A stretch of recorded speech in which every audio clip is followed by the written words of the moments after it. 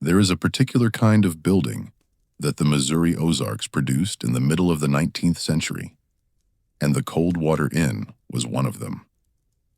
It belonged to a category of structure that historians of the period have come to call the Crossroads Inn, a building put up specifically to capture traffic at the intersection of two trails, sized to accommodate the passing trade, designed to provide just enough comfort to keep travelers from camping in the woods, and just enough food to send them on their way the next morning without complaint. These buildings were ubiquitous in the rural America of that era. They served a function that the railroads and the highways would eventually replace. But for several decades in the middle of the century, they were the basic infrastructure of overland travel in regions that did not yet have rail. Most of them were unremarkable. They opened, they operated, they closed, and the only documents they left behind were tax assessments and the occasional newspaper advertisement. They are remembered, when they are remembered at all, as the kind of place that produced no story interesting enough to survive its own demolition.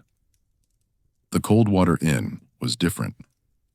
It stood at the crossroads of two mountain trails in what is now Stone County, in the southwestern part of Missouri, in country that was, in 1851, still mostly empty in the way the Ozarks had been empty for as long as anyone had been keeping records. The trails it sat on were old before the inn was built. Game trails first, then trails used by Osage hunters, then by trappers, then by the early American settlers who had begun to push into that part of the country in the years after the Louisiana Purchase. By the middle of the 19th century, those trails had become regular routes for travelers moving through the Ozarks on business that ranged from legitimate to questionable, and a man named Jeremiah Coldwater had decided in 1850 that there was money to be made by building a place for those travelers to spend the night. He built the inn the following year.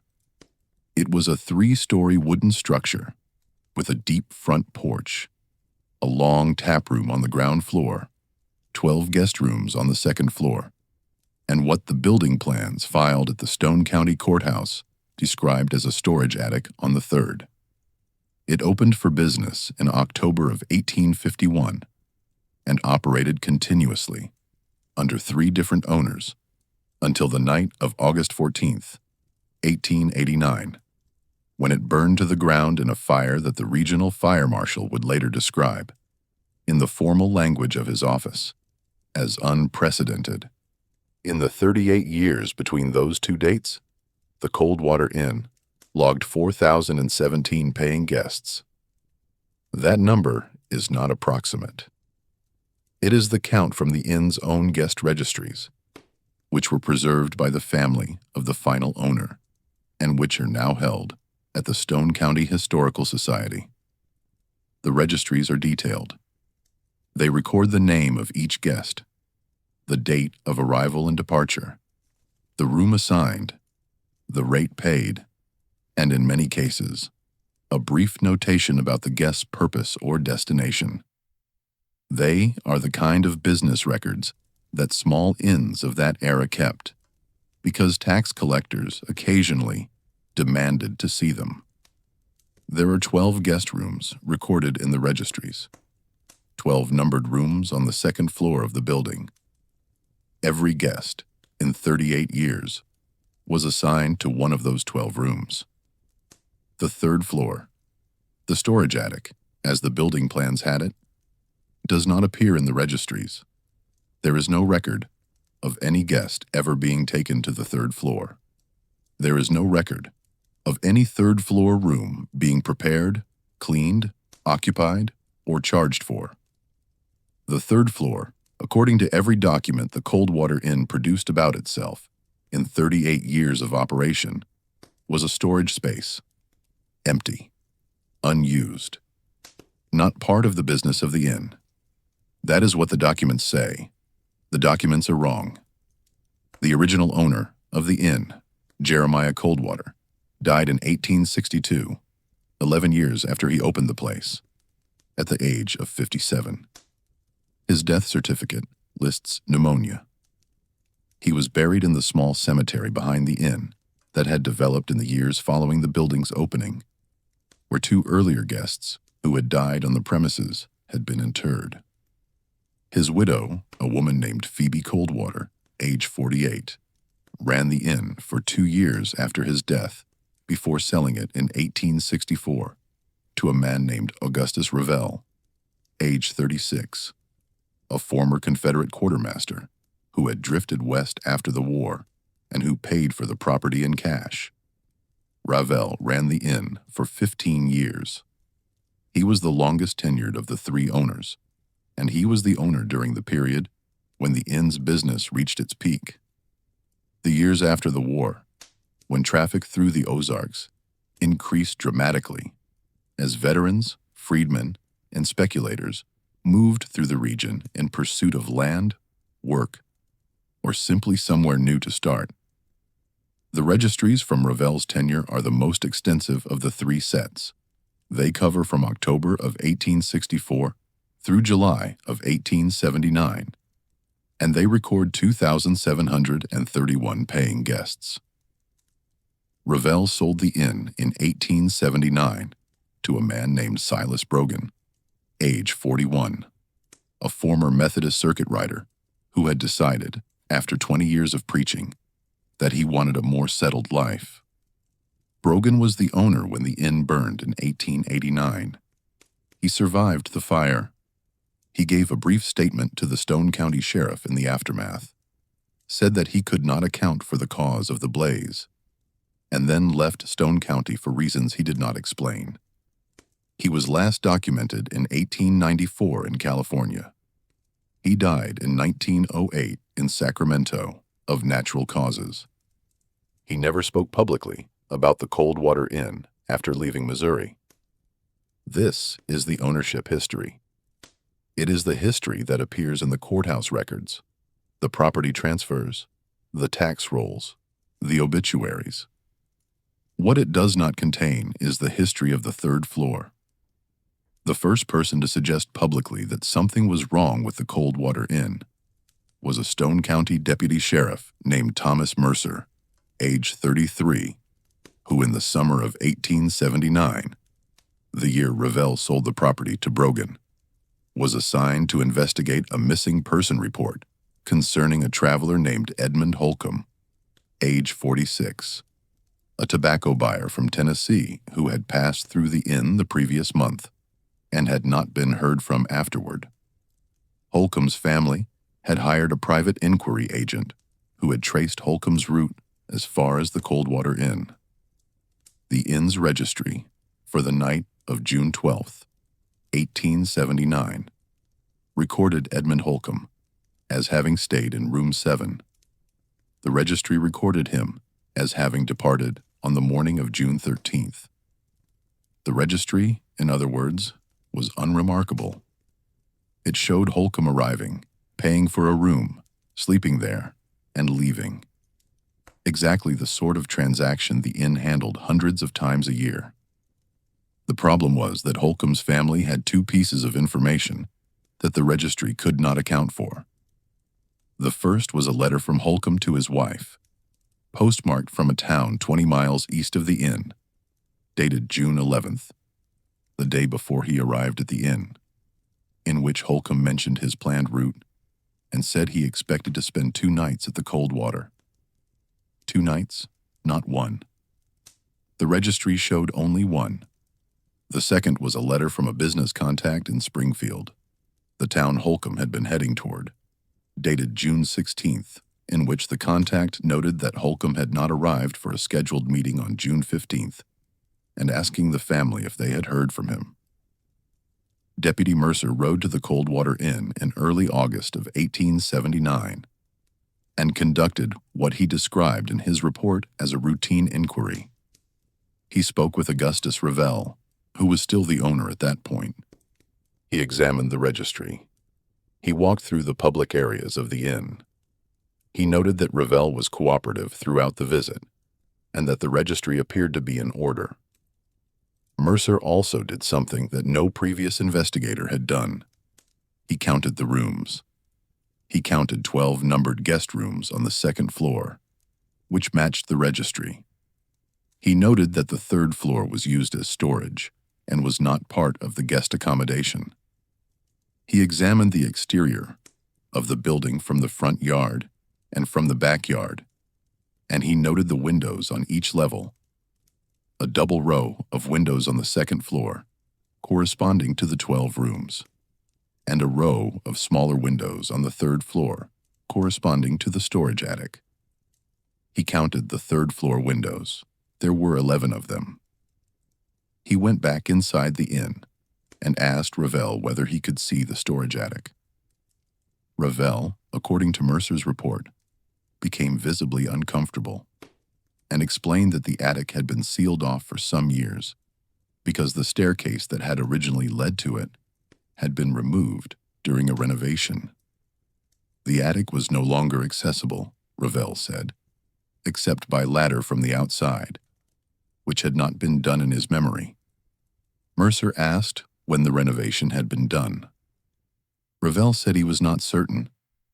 The work had been completed before he purchased the inn from Phoebe Coldwater in 1864. Mercer asked why anyone would seal off a usable space. Revell did not answer that question. He suggested that Mercer had been thorough enough and that the missing person matter was probably best pursued at the next stop on Holcomb's route. Mercer, who had no warrant and no legal basis for further investigation, accepted this. But he made a note in his report about the third floor. He noted the 11 windows. He noted Revell's discomfort. He noted that the storage attic had no apparent means of access from inside the building. And he wrote, in the conclusion of his report, "I recommend that this property be subject to further inquiry should any additional missing person cases be associated with it." The report was filed. The case of Edmund Holcomb was, in the absence of additional evidence, suspended in November of 1879. Holcomb was never found. Mercer's report sat in the Stone County Sheriff's archives for 10 years before it became relevant to anyone again. By that point, Mercer had moved to Kansas and was no longer working in law enforcement. The man who pulled the file in August of 1889 was a fire marshal named Harlan Pike, age 51, who had been called to investigate the burning of the Coldwater Inn. The fire was first reported at approximately 3 in the morning on August 14, 1889, by a farmer named Cyrus Webb, age 63, who lived on a property about a mile west of the inn, and who had been awakened by what he initially mistook for a sunrise, an hour earlier than the sun should have been visible. He looked out his window, realized that the orange light he was seeing was coming from the wrong direction, and rode immediately to the nearest neighbor with a telephone to summon help. By the time the volunteer fire brigade from the nearest town arrived, a journey of nearly 2 hours over the bad mountain roads of southwestern Missouri in 1889, the inn was past saving. The fire had been burning, by Webb's estimate, for at least 3 hours by the time the brigade reached the property, and the structure was largely consumed. The brigade focused on preventing the fire from spreading to the surrounding forest, which they accomplished, and they let the building burn itself out, which it had done by mid-morning. Silas Brogan, the owner, was found at the crossroads about a quarter mile from the inn, sitting on a log with his back to the smoke, his clothing scorched but his body uninjured. He had been alone in the inn at the time of the fire. There had been no guests that night, which was unusual, but not unprecedented for a Tuesday in mid-August. His statement to the fire brigade and, later, to the sheriff was brief. He had been awakened by the smell of smoke. He had attempted to investigate. He had found that the fire was already too advanced to fight. He had escaped through a ground floor window. He did not know how the fire had started. When asked specifically about the third floor, about the storage attic, Brogan said that he had never been to the third floor, that he had purchased the inn in 1879 with the third floor already sealed off, and that he had never found any reason to access it during the 10 years he had owned the property. He said he had no idea what had been stored there, if anything, and that as far as he was concerned, the third floor had simply not been part of the business he had bought. Fire Marshal Harlan Pike arrived at the scene on the afternoon of August 15th, the day after the fire. He spent 2 days examining what remained of the building. His report, filed September 3rd, 1889, runs to 17 pages and is the most detailed surviving document about the Coldwater Inn. The fire, Pike concluded, had originated on the third floor. This was unusual enough that he spent several pages of his report explaining how he had reached that determination. The pattern of the burn, the way the structural beams had collapsed, the depth of the ash in different sections of the foundation, the heat damage visible on the surrounding trees, all indicated that the fire had begun at the highest point of the building and spread downward and outward from there. This was, Pike noted, contrary to the way most accidental fires in wooden buildings progressed. Most fires started at floor level, from a fallen lamp, an unattended stove, an ember from a fireplace, and spread upward through the building as they grew. A fire that originated on the top floor was either set deliberately at that level or had a cause that did not match any of the ordinary mechanisms by which buildings burned. Pike could find no evidence of deliberate ignition. There was no accelerant pattern. There was no concentration of fuel that suggested a fire had been built. Whatever had started the burn on the third floor had started without identifiable cause, and had then consumed the building from the top down. He used the word unprecedented in his report. He used it deliberately. It is, he wrote, the only word that adequately describes what I have observed in the remains of the Coldwater Inn. I have investigated fires for 19 years. I have never seen a fire of this character. The other thing Pike found in the rubble of the third floor was the staircase. It had been concealed inside a wall. The wall in question had separated Room 7, the room Edmund Holcomb had been registered to in June of 1879, from what the building plans described as a small linen closet on the second floor. From the inside of either Room 7 or the linen closet, the wall had appeared solid. There had been no door, no panel, no visible indication that anything was inside it. The wall, Pike noted, had been roughly 14 inches thick, thicker than ordinary interior partitions, which were typically 4 to 6 inches in 19th century construction.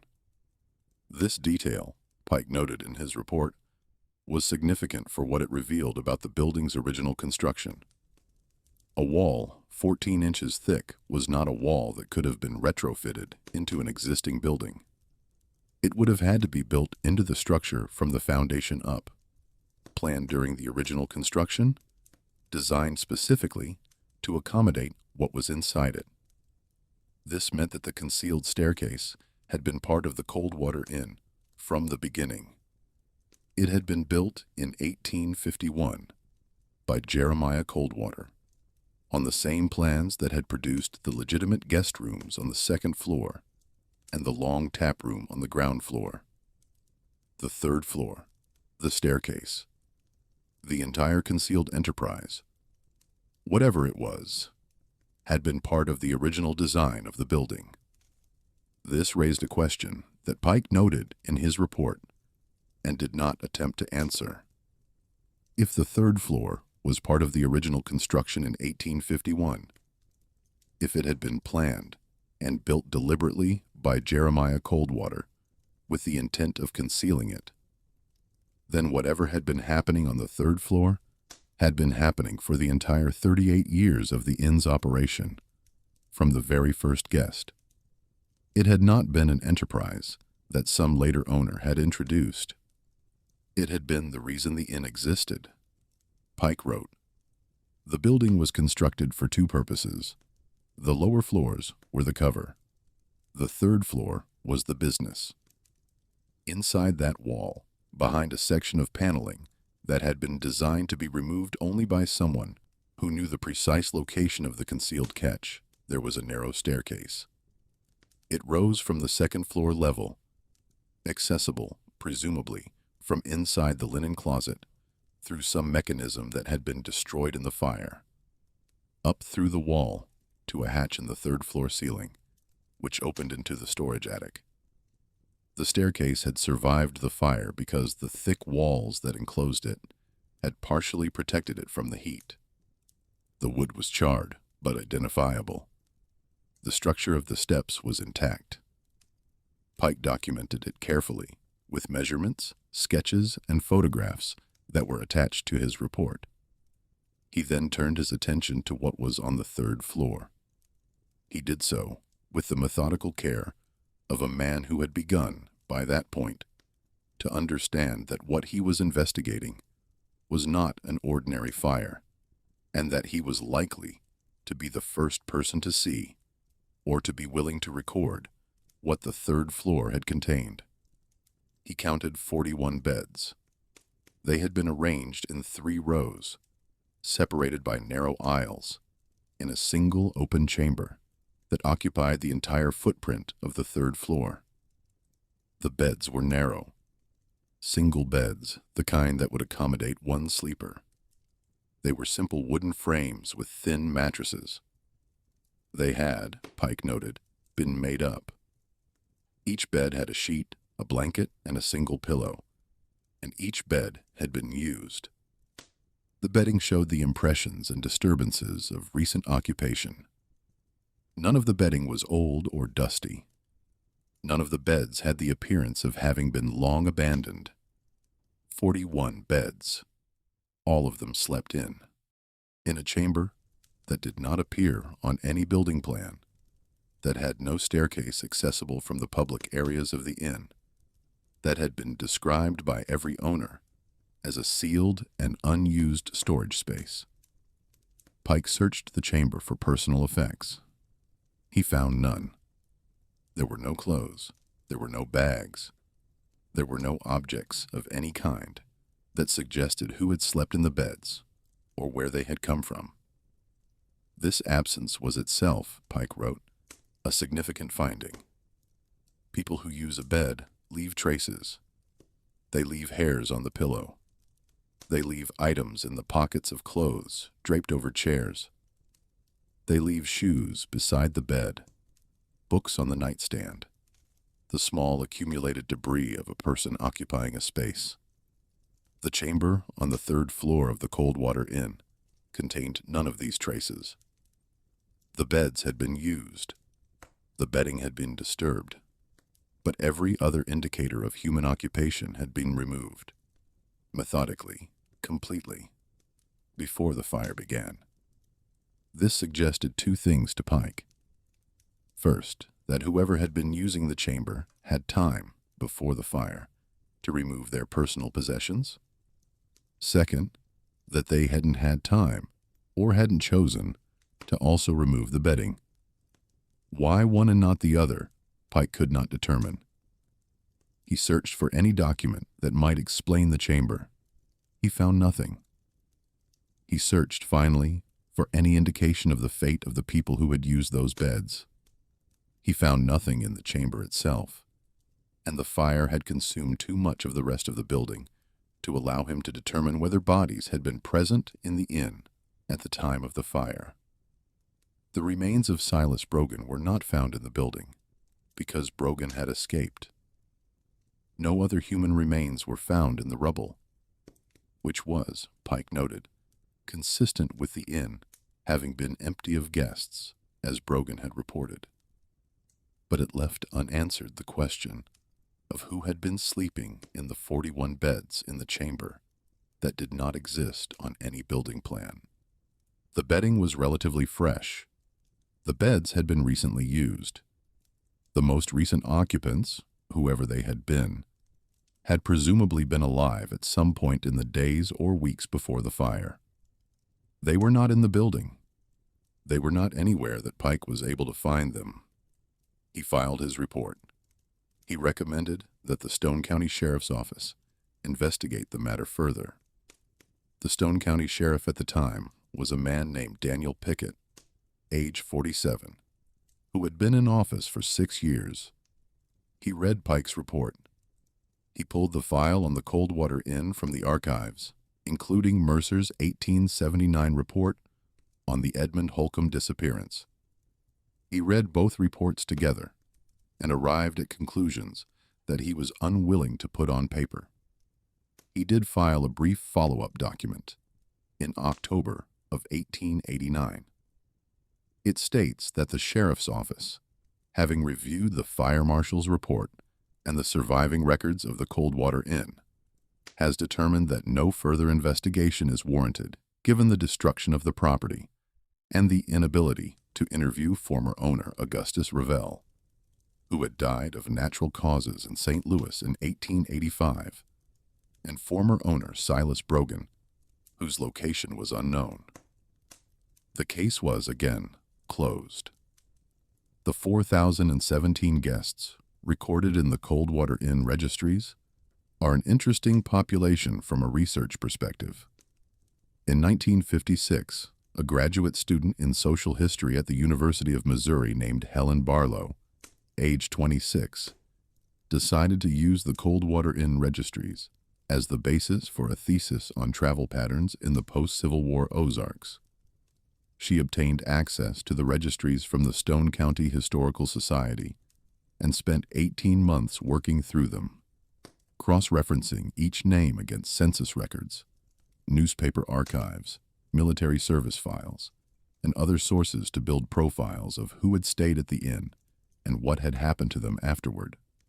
Her thesis, which she completed in 1958, focused on what the data showed about migration and commerce in the region during the inn's decades of operation. It is a competent piece of academic work, and it has been cited in subsequent studies of post-war population movement in the southern Ozarks. What the thesis does not address, what Barlow noted in her research files but did not include in her formal academic work, is what she found when she tried to trace what had happened to the guests after they left the inn. Most of them she could trace without difficulty. They appeared in subsequent census records. They arrived at their destinations. They lived their lives. The Coldwater Inn was, for most of its 4,000 guests, simply a stopping point on a longer journey, and the records showed those journeys continuing in normal ways. But for 247 of the 4,017 guests, Barlow could find no record after their stay at the inn, no subsequent census appearances, no arrivals at their stated destinations, no further appearances in any documentary source she could identify. 247 people, over 38 years, who had checked into the Coldwater Inn, and for whom the historical record offered no evidence of having ever checked out, in any meaningful sense beyond the registry's notation that they had departed. Barlow looked, with particular care, at the demographics of the disappeared. The 247 were not a random subset of the inn's clientele. They were predominantly men. They were predominantly travelers, passing through on long journeys. Buyers, peddlers, drovers, men whose business took them across the Ozarks alone. They were, by and large, men whose disappearance would not be quickly noticed at home, because home was a long way away and communication was slow. Wives and business partners might wait weeks, even months, before the absence registered as something that required investigation. By the time the investigation was launched, if it was launched at all, the trail was cold and the man was simply gone. Barlow noted that this demographic profile matched, with disturbing precision, the profile of the kind of victim that a sustained criminal enterprise would have selected if its goal was to operate quietly over many years. Men whose absence would not be quickly noticed. Men whose families lived far enough away that any inquiry would be slow to arrive. Men with money on their persons. Buyers, peddlers, drovers all carried cash for their work, but with no documentation that would track that money to a specific person. She also noted that the rate of disappearance was not constant across the 38 years. There were spikes, periods when more guests vanished than at other times, and the spikes correlated with the seasons of heaviest travel through the Ozarks.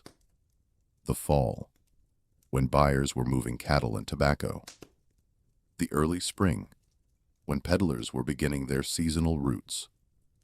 The pattern was consistent with someone selecting victims from the available pool of travelers, taking what the season provided, leaving what the season did not. Barlow noted this in her research files with the careful caution of a graduate student who has discovered something that does not fit into her thesis and that she does not have the institutional support to pursue.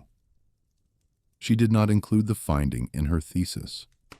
She did include it in a separate file, marked Anomalies, which she donated along with the rest of her research materials to the University of Missouri Archives upon her retirement in 1991.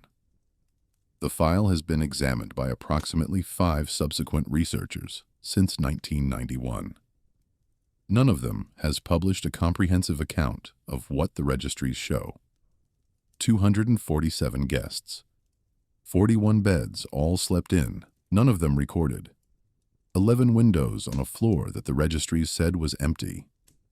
These are the numbers that the Coldwater Inn left behind. They do not balance. They cannot be made to balance. They describe a building that was, for 38 years, doing 2 different sets of business, one of them visible to the county tax collector and the registries he occasionally inspected, and one of them invisible, conducted on a floor that had no staircase, with guests who had no names, in beds that did not appear in any inventory. The visible business was an inn. The invisible business was something else. Helen Barlow, in her research notes, asked the question that follows naturally from the numbers, and that has not been answered in any document anyone has published. What was happening on the 3rd floor? Who slept there? How they got there? Where they went afterward? Why the staircase was concealed inside a wall?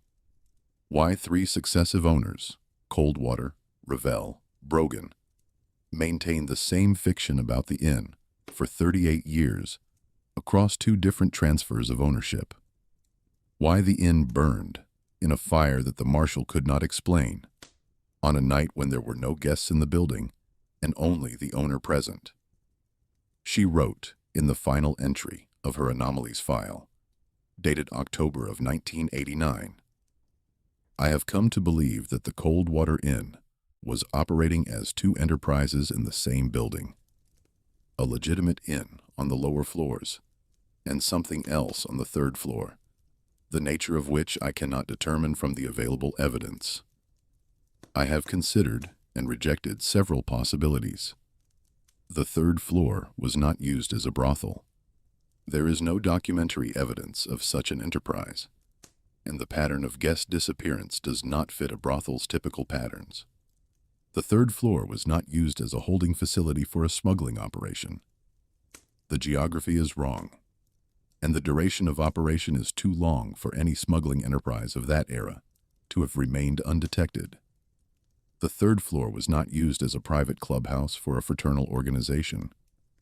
There is no record of any such organization in the area, and the personal effects one would expect to find in such a space were not present in the chamber after the fire.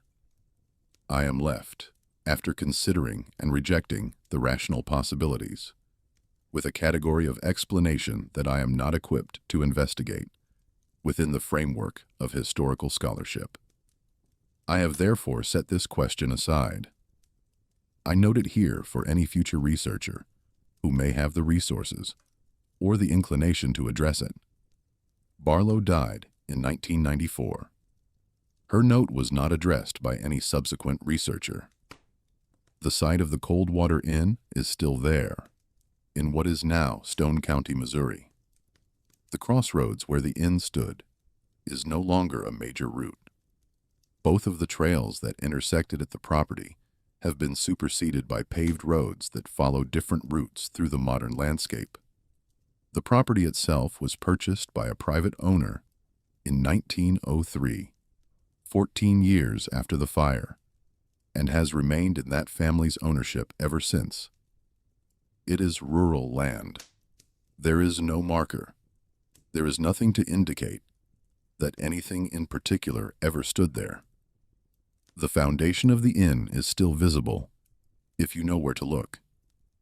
It is the kind of artifact that the Ozark countryside produces in considerable quantity.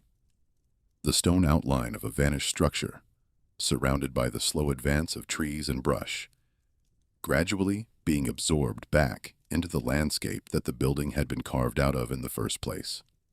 The cemetery behind the inn, the one that had developed in the years following the building's opening, where Jeremiah Coldwater and at least 2 earlier guests had been buried, is also still there, though it is no longer maintained. The headstones that remain are weathered nearly to the point of illegibility. Helen Barlow surveyed the cemetery in 1958 as part of her research and recorded the names she could read. She counted 7 headstones. 2 of them were guests who had died at the inn during Coldwater's tenure. One was Coldwater himself. The remaining 4 were unmarked or illegible at the time of her survey. She wrote in her notes, "There are 7 headstones in the cemetery. There were over 4,000 guests in the registries. There were 41 beds in the 3rd floor chamber. All of them slept in. The arithmetic of this place does not work. I do not know what to do with that fact except to write it down."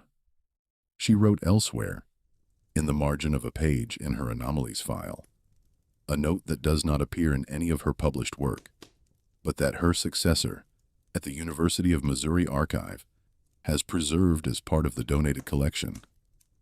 I have wondered sometimes whether the 41 beds were not for 41 different people, but for 41 separate occasions, whether the chamber was a place where a single guest, or a small group of guests, was kept for a period of time before being moved on, and whether the bedding was changed and the bed was reassigned for the next arrival. If so, then the number of people who passed through that chamber over 38 years could be very large indeed. Larger, perhaps, than the 247 I have been able to identify in the registries. Significantly larger. I do not have a way to confirm this. I write it down because the alternative, that 41 different people had been sleeping in that chamber simultaneously in the days before the fire, strikes me as more difficult to explain, not less. The arithmetic does not work. It was never meant to work. The Coldwater Inn was a building that, for 38 years, served 2 purposes, one of which was conducted in the open, recorded in registries, taxed by the county, advertised by the kind of word of mouth that small inns relied on for their business. The other purpose was conducted on a floor that did not exist, by people who left no trace, in beds whose occupants had been there recently enough that the bedding still bore the impressions of their bodies when the fire marshal climbed into the chamber on the morning after the fire. 247 of the registered guests vanished after their stays. 41 beds, freshly slept in a chamber that did not appear on any plan. The numbers do not match. They are not supposed to match.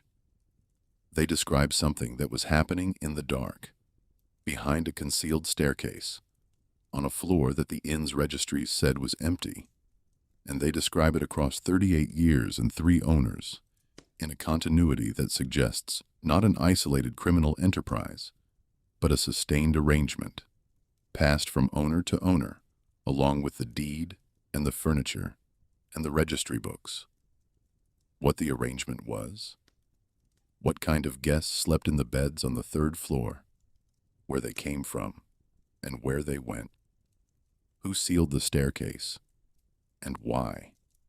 And what, finally, started the fire on the night of August 14th, 1889, in a chamber that had been kept hidden for nearly 4 decades?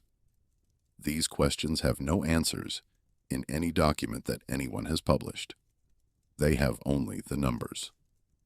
4,017 registered guests, 247 who did not appear afterward in any record, 41 beds, 11 windows, 1 staircase concealed inside a wall that was never meant to be found, and 1 fire that the marshal could not explain. A fire that began at the highest point of the building and burned downward, as though something on the 3rd floor had decided, after 38 years, that the time had come to end the arrangement. Whether the people who had been sleeping in those beds escaped before the fire, or were taken before the fire, or burned with the building, and were not found because their remains were among the ash that the fire marshal's measurements could not separate from the wood and the cloth. None of these possibilities has been ruled out, because none of them has been investigated. The site is still there. The foundation is still there. The cemetery, with its 7 headstones for what the registries claim were 4,000 guests, is still there. And whatever was happening on the 3rd floor of the Coldwater Inn between 1851 and 1889 ended, in some sense, on the night of August 14th, 1889. But the question of what it was, and whether it ended completely, or whether it simply moved to some other building, at some other crossroads, in some other quiet part of the country, that question has not been closed. It has only been filed. That's all we know, that's all that's left. But next week, another photograph, another silence, another name pulled out of the dark. Subscribe to Behind the Photo and don't let it stay buried. See you in the next frame.